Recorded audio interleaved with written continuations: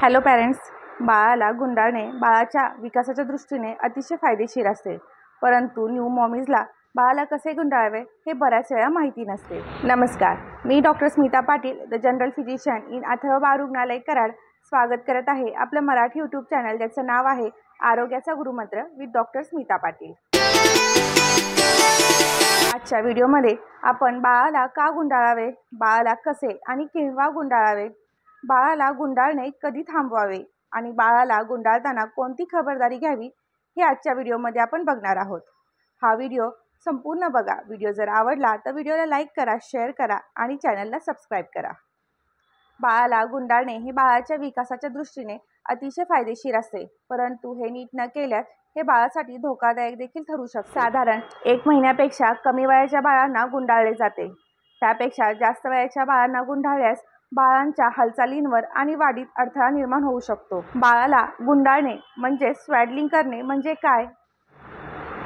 बाळ उबदार आणि आरामदायक राहण्यासाठी बाळाला गुंडाळले जाते. गुंडाळल्यामुळे बाळाला आरामदायक वाटल्यामुळे बाळ शांत होते.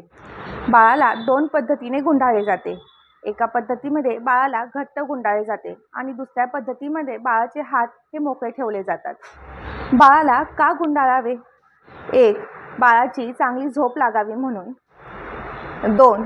सुरुवातीला कदाचित हे तुम्हाला अवघड वाटेल, कदाचित बाळाला ते आवडणार नाही, परंतु हळूहळू बाळाला याची सवय होऊन जाईल आणि बाळ गुंडाळल्यामुळे शांत होईल आणि बाळाची झोप लागेल.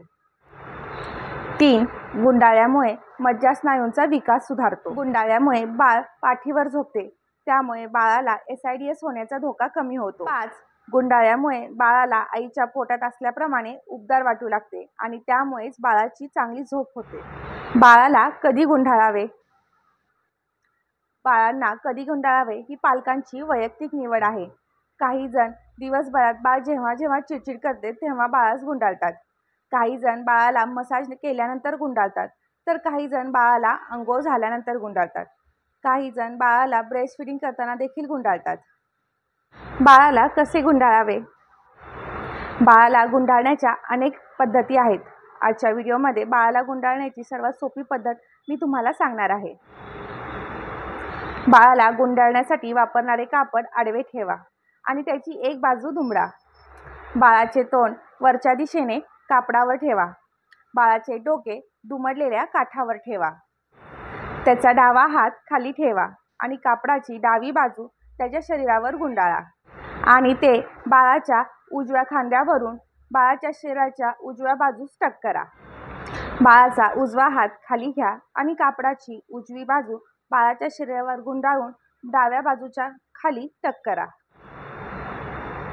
दोन्ही बाजू गुंडाळून झाल्यानंतर ब्लँकेटची खालची बाजू वरच्या दिशेने दुमडा.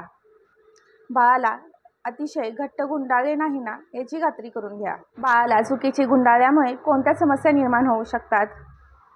गरम होणे.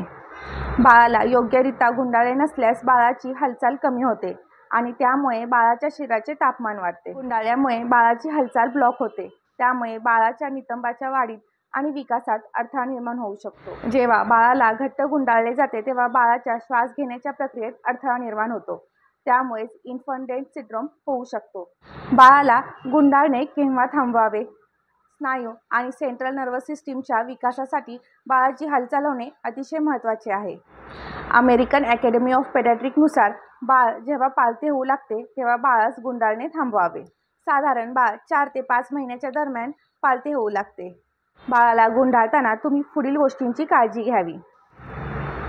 गुंडाळलेल्या बाळाला पोटावर झोपवू नये. असे केल्यास बाळाला SIDS होण्याचा धोका असतो. गुंडाळल्यानंतर बाळाला पाठीवर झोपवावे, जेणेकरून बाळाला श्वास घेण्यास त्रास होणार नाही आणि बाळ गुदमरणार नाही.